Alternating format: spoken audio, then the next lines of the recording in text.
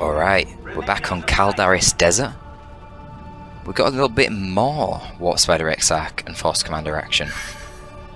I feel like I cast one of these with, who was it, Deimos and Sky Silver not so long back.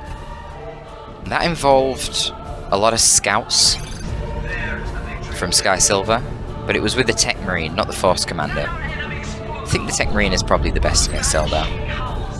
However, the Force Commander can put on a lot of pressure specifically against the Warp Spider Exarch, because the Warp Spider Exarch struggles against melee, right? He can't support his Banshees well like the Farseer or the Warlock can. So that means that the combination of the Force Commander and the ASM can be quite oppressive to the early game Eldar. However, one way of getting around that would be to go for double Banshees instead of the typical 1-1-1, 1, or double Guardians. And yeah, we're going to see double Banshees. So Banshees had a change recently. Their upkeep cost was normalized, which resulted in an increase because for some reason they cost disproportionately little in terms of upkeep per model. Now that's normal, so it's gone back to the, well, it actually never was there, so back is the wrong word, but it's gone up to 2.55 per pop, which is the standard level of upkeep for every unit in the game, basically. However, to compensate for the lost requisition in the Eldar economy, the Banshees now have reduced reinforce costs. So they only cost 27 requisition to reinforce, which seems particularly odd, because 27 requisition is on par with a Shooter Boy, and Shooter Boys have 120 HP. Banshees have far more HP, do a lot more damage, and get their fancy abilities with the Aspect of Strength, which incidentally increases their HP as well, at no additional pop cost. Yes, you can get the Knob Leader for the Shooter Boys, which makes them tankier, but then you pay 5 extra pop worth of upkeep. The extra strength from the Banshees, from their Aspect of Strength, doesn't cost any more. So we'll see how the double Banshees perform. In theory, they should perform a little bit better, I would imagine. Certainly double Banshees. Maybe not single Banshees, but double Banshees should perform a fair bit better. Now, if you run double Banshees, you often have to really commit to the engagements, and it will result in an instance where you bleed more models than your Banshees. Then fighting styles which involve only one Banshee. Because if you have double Banshees, then you're going to be initiating with these guys quite often. Whereas if you have one Banshee, what often happens is you just use that Banshee, sit back, you let the enemy come to you by having superior ranged forces, and then you use that Banshee to counter-initiate.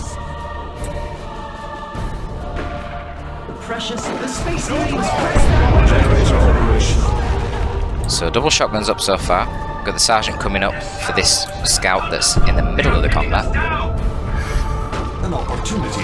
Scouts over here having a pretty horrible time. In general, they don't do very well against Guardians. Now, if they get the shotguns plus the Sergeant, they will easily 1v1 the Guardians. Then when the Guardians get their Warlock and Tier 2, it reverses again.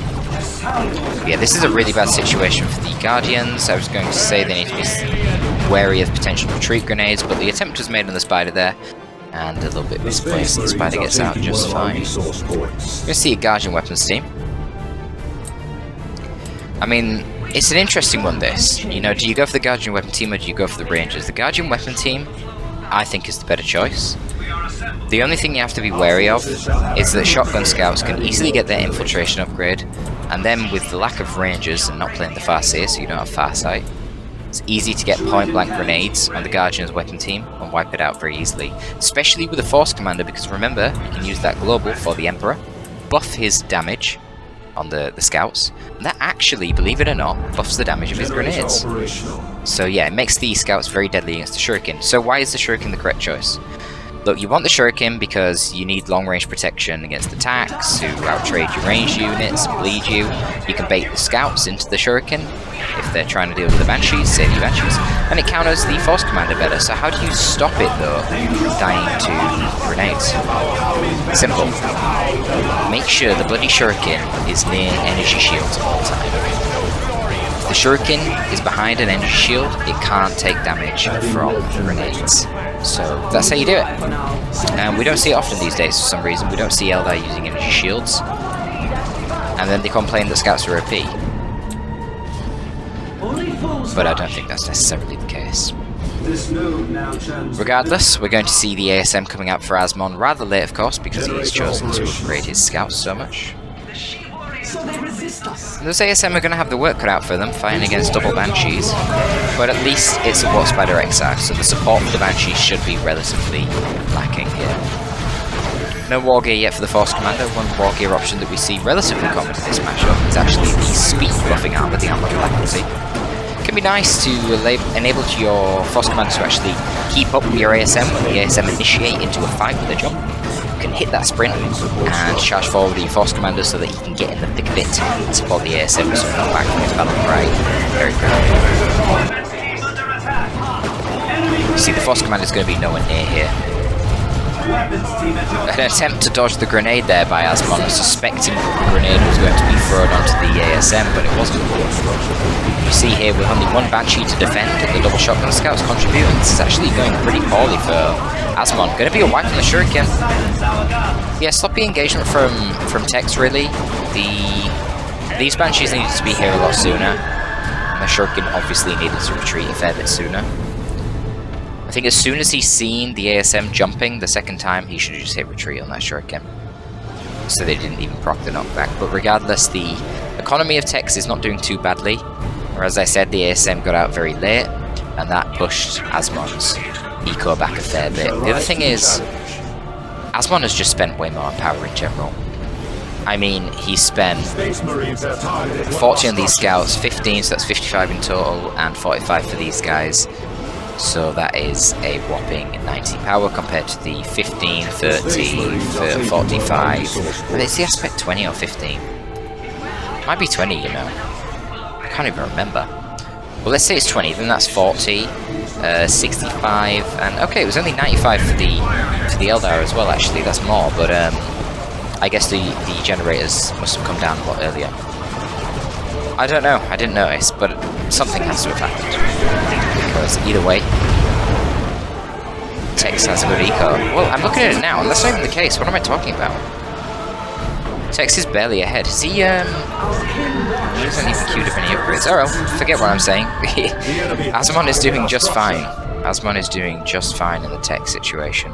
You generally do expect to be a little bit behind in tech as the Space Marines, and actually I would argue that you generally want to be, because Space Marines, I would say, they have it pretty good in Tier 1, because your Scouts are so effective, whereas the Scouts have zero scaling into Tier 2, and when things like Warp Spiders come out, plus the Warlocks and the Guardians, beautiful nade spike there.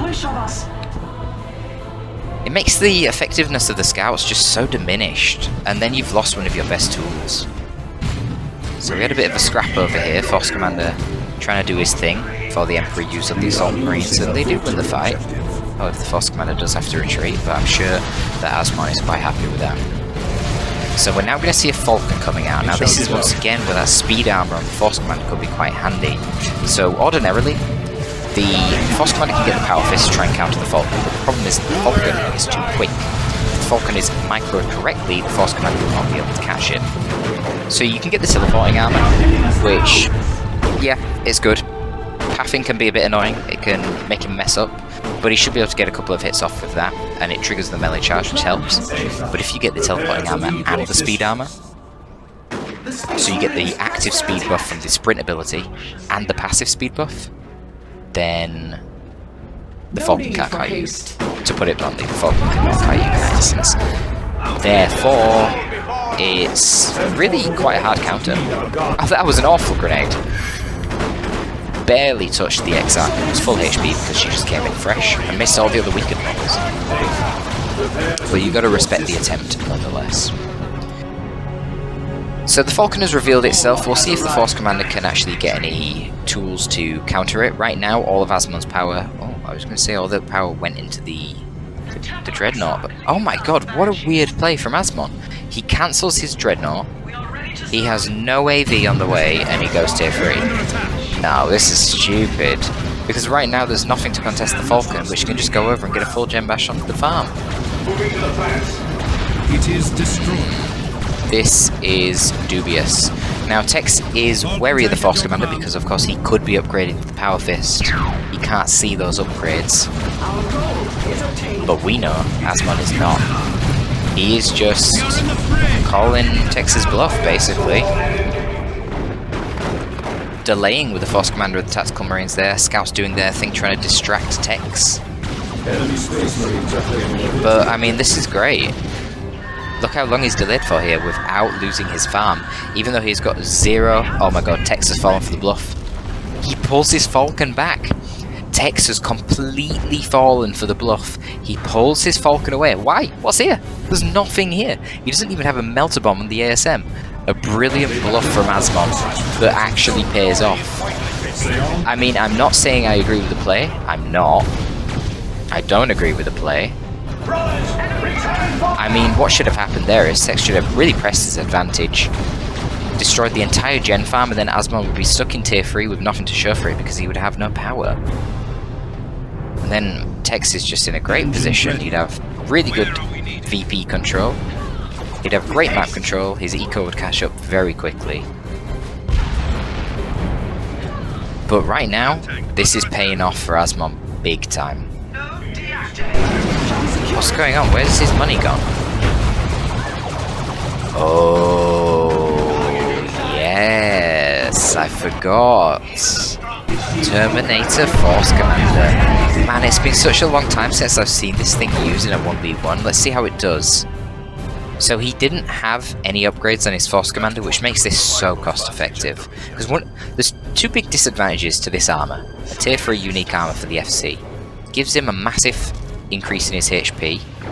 The ability to teleport and retreat, unlike any other Terminator. Well, they can all teleport, but they can't retreat, right? Now, he doesn't have Terminator style armor. He isn't actually super heavy infantry armor. He's only heavy infantry armor. And that is inferior to commander armor as well in most instances. But 2,500 HP is nuts. His Storm Bolter does a bit more damage than the Tech Marines Bolter, and his Power Fist is just as strong as the Power Fist that the Force Commander would have ordinarily. So the downside is, you lose out on any abilities that you get from your default war gear. And you also lose your levels. But the Force Commander had no default war gear and was level 1. So it's not really a big deal. So this is like the perfect instance to have the Terminator Force Commander. But right now, even with his Terminator armor and his Power Fist, he's still going to get wrecked by Banshees in melee, or a Wraith Lord in melee. So we'll just have to see how this performs.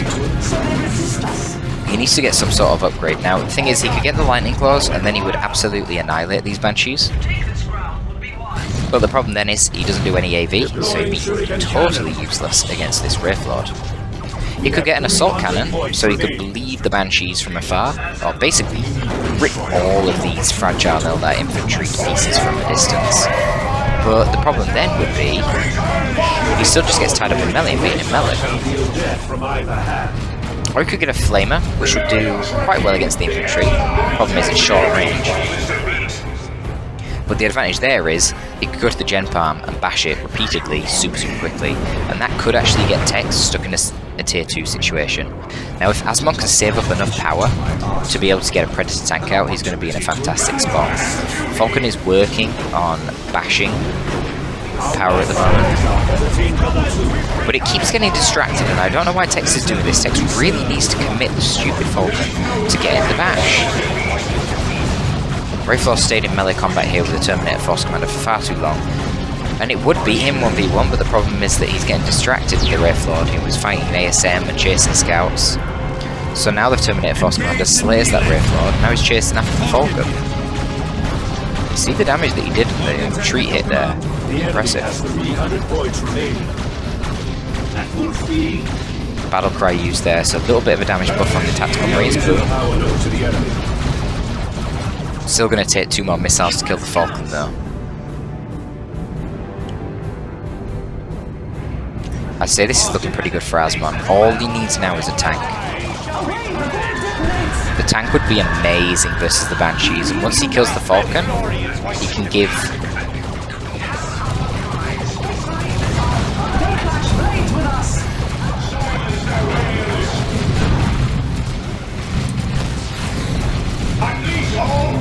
So all he needs is the... He needs to get rid of the vehicles, then he can get the Lightning Claws on his Terminator Force Commander. And all of a sudden that's going to be huge splash damage. And the the Banshees will no longer be a threat.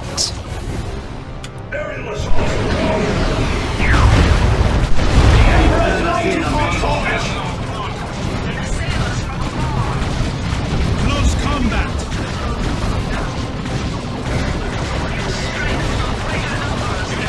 Come, show me what passes for fury among your misbegotten kind! To victory!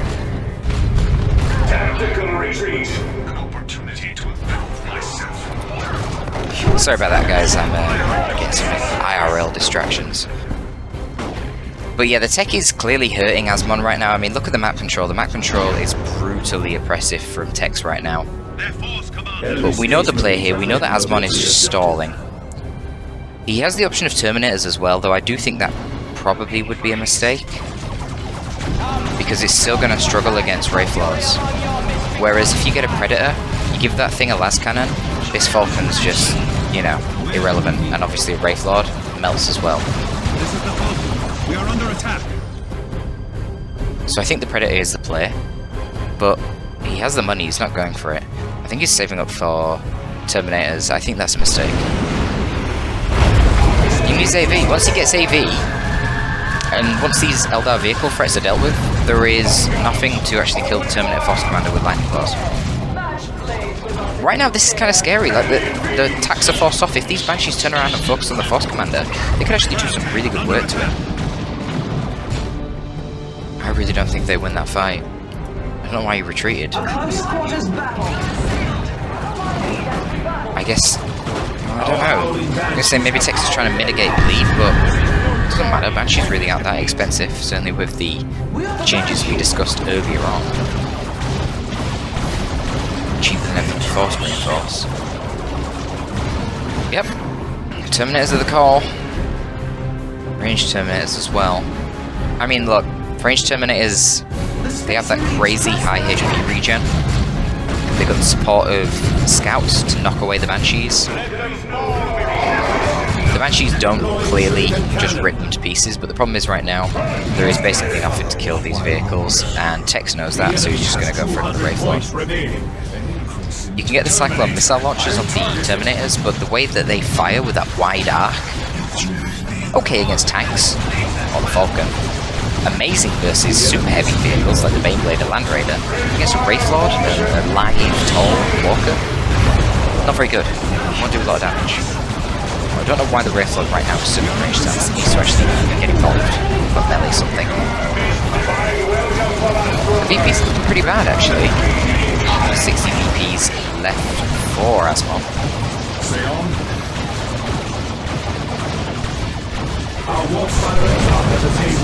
Oh, he's messed up his macro here. Banshees might be able to get retreat path. No, they can't use retreat. They're going to take too much damage, this is not worth it. Especially given the Terminators here didn't even force melee. Okay, that Wraith Lord that was sitting range stats for ages is actually moved into melee now. Terminators don't have melee resist. They're the only unit in the entire Space Marine roster that doesn't have melee resist. Domino knockback there, lovely, knocking over the missile launcher, stopping his DPS for a while. This Wraith Lord, obviously, yeah, should be tying up the attacks. They're doing most of the damage here. Brutal special. This Force Commander's going to get wrecked. It's fine though, he shouldn't die, obviously, he just teleports out and then retreats. But you see here, the actual, like, chase damage is just not very good. Whereas if you have a tank, its ability to do damage whilst chasing a walker is insane, right? It's so much faster than a walker. This Wraith Lord needs to get out. I think it's a bait.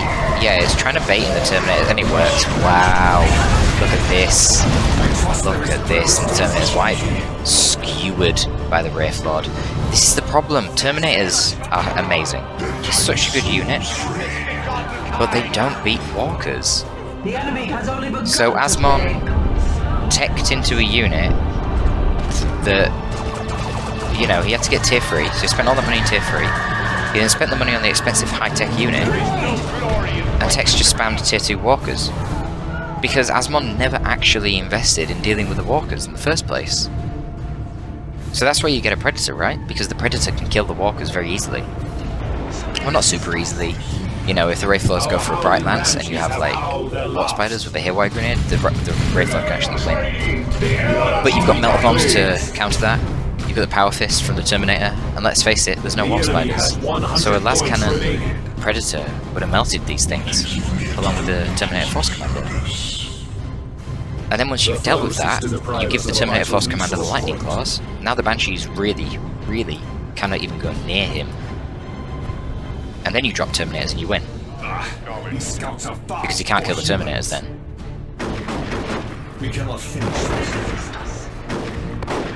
But yeah, I mean, I can't actually see how Asmon can win right now. He's behind in VPs, he's got far fewer units, and he still doesn't have a counter for these Wraith Lords. He needs to get something out. I mean, I guess he has to save up for a Predator now, but it's going to take so long. And he's already on 65 VPs. This Warp Spider Exarch has been alright on. Bit of a curious choice getting the Power Blast, to be honest. But I guess it helps him on things on the sidelines.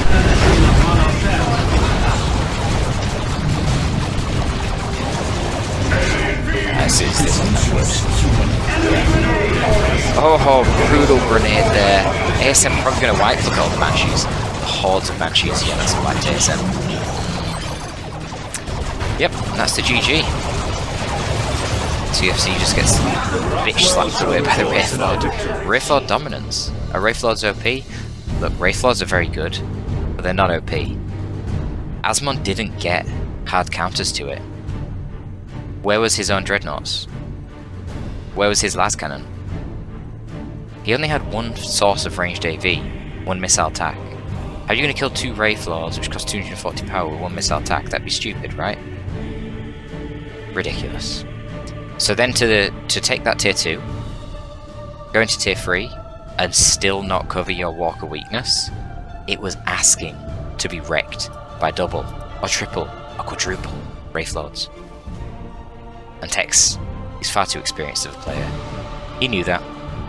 There you go. This is the result. And the Predator was on the way at the end.